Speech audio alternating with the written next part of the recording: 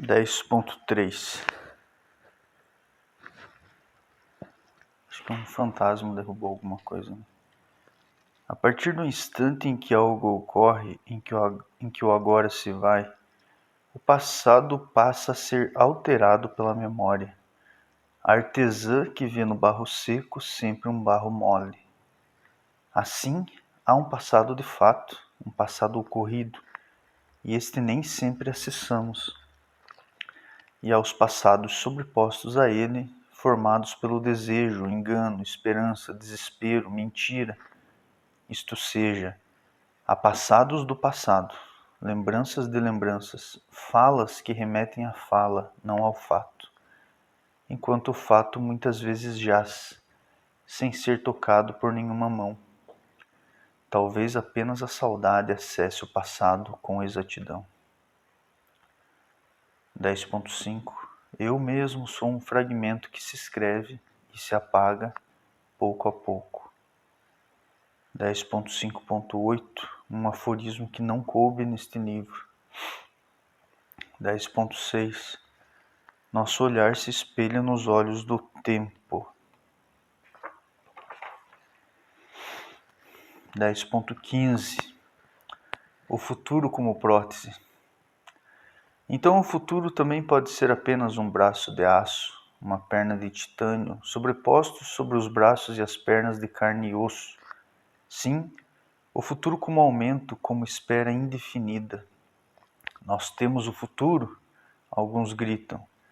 Temos o céu, porque somos bons, e as honras da terra, porque somos justos. E tudo bem guardado para depois, e com isso caminhamos garantidos, assegurados. Quando a vida é apenas um corpo que se move com pernas e braços muito curtos, demais não se precisa. O presente não está incompleto por não estender-se com as próteses do futuro. O presente vem a ser, giro eternamente inconcluso, e é somente disso que podemos e ainda poderemos falar. 10.15.1. Quando o futuro é apenas prótese, ele tende a amputar o presente. Percebe? Eu falei do passado como prótese, né? O futuro como prótese também, né? A gente vê uma onda, eu acho que não sei qual que seria a palavra, religiosismo talvez, porque eu não vejo espiritualidade, né, nos discursos. E eu vejo pessoas caminhando como se estivessem garantidas, né? E seja lá que tipo de garantia que seja essa. E Pascal já falava isso, né? De você sempre querer ser feliz depois, né? E portanto nunca ser, né? Mas claro que Pascal falava numa noção de felicidade diferente de tudo isso que a gente vê por aí, né? Mas é uma ideia de que no passado nós temos um amparo para uma afirmação, e no futuro nós também temos uma garantia, né? Eu estou garantido. Aí chega a aposentadoria da pessoa, enfim, e ela continua sendo o que foi. Tão mesquinha e estúpida quanto antes, né? Então o futuro como prótese, né? Ele tende a amputar o presente.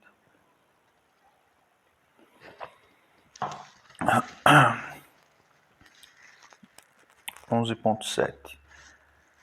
A subjetividade madura, por assim dizer, se estabelece como um ponto móvel em relação ao qual as coisas passam, inclusive o tempo. O sujeito fixa o mundo de alguma maneira para ele mesmo, sujeito, fixar-se.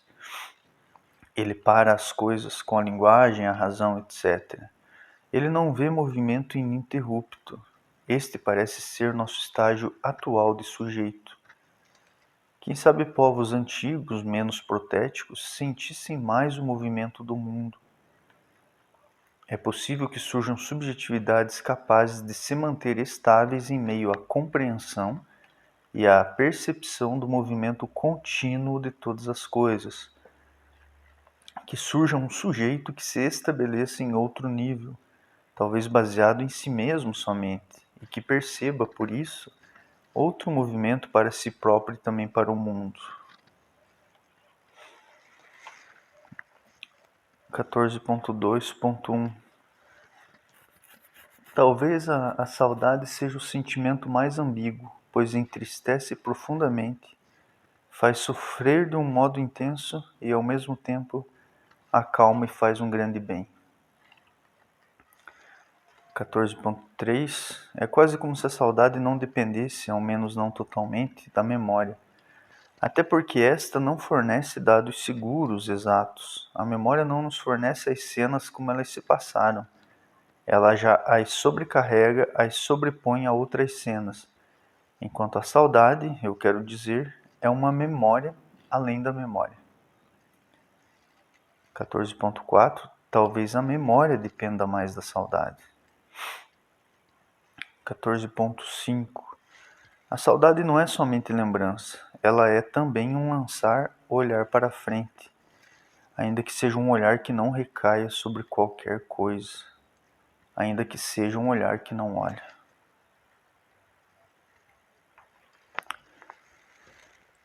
14.7 A saudade pressupõe em si mesma um reencontro, um reviver, né? É uma composição de passado e futuro, antes e depois, ontem e amanhã. Pense então no quanto dói aquela saudade composta apenas por uma metade. A saudade que só tem passado e que não vislumbra no horizonte nenhum aceno, nenhum sinal, sequer um galho de árvore que balança com a ajuda do vento e que poderia de longe enganar-nos, passar por um gesto de braço ou um movimento de mão. E esta saudade, feita só de metade, é então a saudade maior. 14.8 Sentir saudade é acreditar profundamente, mesmo que não se diga, em causas perdidas.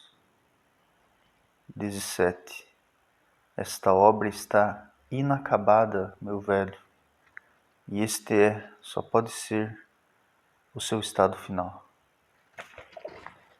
Sim. Eu vou ler o epílogo num outro vídeo, tá? E para fechar esse capítulo da memória e saudade, eu não quero reivindicar a questão da saudade meramente por uma questão da língua portuguesa, né? Acredito que seja um sentimento bastante comum ao ser humano, né? Ainda que haja uma dificuldade, né, de termos, enfim, né? Mas o que eu quero destacar é assim, a saudade não é meramente uma memória, né? Não é um voltar-se para trás e sentir falta de alguém, né? O que caracteriza a saudade, ao meu ver, é justamente essa ambiguidade. É um olhar para trás e para frente ao mesmo tempo, né? Que entrelaça o presente. Então aqui nós estamos no presente, eu tenho olhar para trás e olhar para o futuro, né? Esse sentimento, que parece um dos mais completos sentimentos, né, que nós conhecemos como saudade, é também um dos sentimentos que mais nos enriquece, né? E é interessante porque, para muito além de qualquer crença, de qualquer fé, porque a saudade não olha para isso, né? A saudade em si, ela sente, por exemplo, a falta de alguém, né, lá da infância, e pressupõe que ela pressupõe que esse alguém que está lá no passado também está no futuro, porque a saudade é isso, ela não vira só para um lado, ela tem uma face dupla, né? Então é nesse sentido que eu quero dizer, né, que ela tem uma característica muito muito própria, né, ela nos afirma no momento em que estamos, englobando o máximo possível de lembrança e esperança. E quando eu penso assim na saudade, sem buscar fontes, sem ver o que foi escrito a respeito, mas observando a saudade em mim, assim, né? Tentando chegar ao mais puro da saudade. Eu observo assim que ela não é uma coisa moral, né? Não existe uma moral assim incutida. Ao mesmo tempo, ela é ética em si, no sentido que existe um comprometimento entre a saudade e o nosso eu mais completo, mais profundo, mais verdadeiro. Ela é, ao meu ver, um indicativo nesse sentido das nossas maiores verdades. Então, sentir saudade de algo não é um crime contra si mesmo, mas indica uma verdade perdida. Seja lá como for que se pense isso, quando eu digo que não existe uma moral, o que eu quero dizer, sobretudo, é que ela é uma espécie de guardiã do que somos, né? E não é porque às vezes você está sentindo saudade de uma pessoa que você está sentindo saudade da pessoa real, mas do que talvez ela representou, do que ela pareceu ser, enfim, de modo que existe esse movimento para trás, como a buscar recuperar essa pessoa, e para frente, como se projetasse essa pessoa num outro momento, né? Como se, na verdade, nem fosse exatamente essa pessoa, né? Mas o que ela significou, o que ela representou, como se você fosse encontrar em outro ser, em outra situação, enfim, né? A saudade me parece que ela não está muito preocupada em encaixar as coisas, né? Eu sinto saudade exatamente dessa pessoa, de modo que vou encontrá-la exatamente como era. Não, eu acredito que é um movimento espiralado, só podia ser, né? Que nos remete ao passado sem nos furtar do futuro. Já falei isso em outro momento. Não é à toa que eu termino o livro falando sobre saudade, né?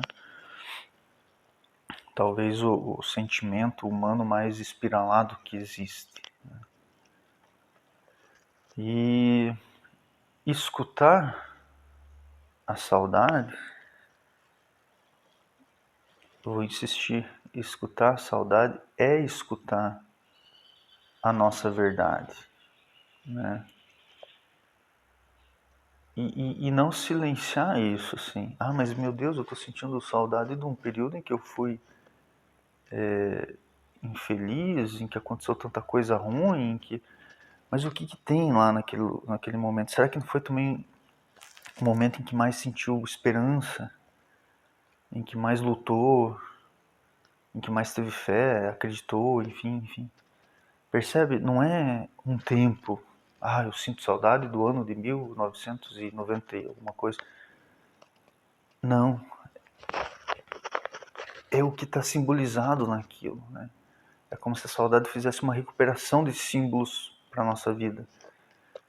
A recuperação de significados. E nos afirma nesses símbolos, nesses significados. E nos aponta, né? Então, existe um entrelaçamento, sim, da saudade com a memória.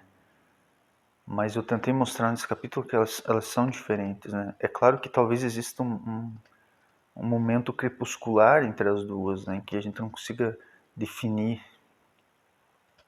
qual que é a memória e qual que é a saudade. Assim como talvez a gente não consiga exatamente definir o que é saudade e o que é esperança, né? Parece que a saudade está no meio, daí você tem a memória, né? A lembrança, e lá na frente você tem a esperança, né? Um anseio, né? Uma expectativa, assim. Mas é esse que é o fascinante, assim, né? Da vida, né? quando você se permite perceber algo que sempre está em movimento. Eu tenho a impressão de que a saudade sempre é uma força se movendo dentro de nós, dentro do ser humano. E quando a gente conecta com essa força, a gente também se coloca nesse movimento espiralado. E talvez a essência humana seja a saudade. Ela guarda em si muita coisa, ela guarda a solidão, né? Guarda a nossa individualidade. E ela é isso, né? É uma conservação do passado com vistas ao movimento em direção ao futuro, né? Num tempo assim em que está tão escassa a individualidade, o indivíduo, né? Não o individualismo, evidentemente, né? Não preciso nem explicar isso. Mas em que é tão escasso o indivíduo, aquela pessoa que é por si, que é indivisível, né? É também escassa a saudade, como é escassa a solidão. E o que predomina são os excessos da prótese, né? Os excessos da vida sempre externa, né? Do prazer imediato, né? Da festa infinita, né? E eu já falei isso durante o livro. É por isso um tempo muito triste, né? Nós abolimos a grande tristeza, que nos remete ao nosso universo mais profundo, e abolindo a tristeza, fizemos o nosso tempo ser assim tão triste, né? Tão apagado, né? Enfim. Mas é isso, assim, né? Eu não tenho uma lição, eu sempre insisto nisso, né? Mas eu não tenho uma lição, mas eu acredito que existe uma lição na saudade, né? Que é a lição da solidão, que é a lição da beleza, que é a lição do silêncio, né? Que é a lição de ser por si, não pelas coisas, né? Então, acho que existem lições na vida, né? Que a gente precisa ler, que a gente precisa escutar, né? E para isso a gente precisa ficar um pouco mais atento, né? Parar de falar tanto, né? Parar de achar que tem resposta, parar de achar que sabe, né? Enfim, e escutar um pouco mais a vida, né? Fazer esse movimento em direção à vida, em direção à própria subjetividade, né? É um tempo realmente sem subjetividade. É um tempo de apenas coisas objetivas, né? Que estão nos soterrando, estão nos sufocando, né? E, de repente, para fechar esse capítulo sobre a memória e a saudade, eu penso assim que, como eu termino o livro ali, o livro está inacabado, né? Eu vou, quem sabe daqui a uns anos, continuar de outra forma, talvez não esse livro, talvez algo semelhante, enfim. A ideia não é definir, mas perpetuar o movimento do livro, entende? É um livro que foi escrito na vida. Ele não fala sobre a vida somente. Se ele fala sobre a vida, porque ele fala a partir da vida. Não é que eu tenho algo a dizer. Olha, o cara está dizendo o que é o silêncio, o que é a saudade, o que é... Não. Eu estou tentando falar a partir do silêncio. Tentar falar a partir da saudade, a partir da solidão, né? E essa fala é uma tentativa de tradução do que eu estou escutando, do que eu estou lendo, né? Evidentemente uma tentativa imperfeita, incompleta, né? Mas não frustrada, né? Então é isso. eu vou fazer mais um vídeo sobre o epílogo, refletir mais um pouco e acredito que esses vídeos deram um panorama razoavelmente justo do que é a minha obra.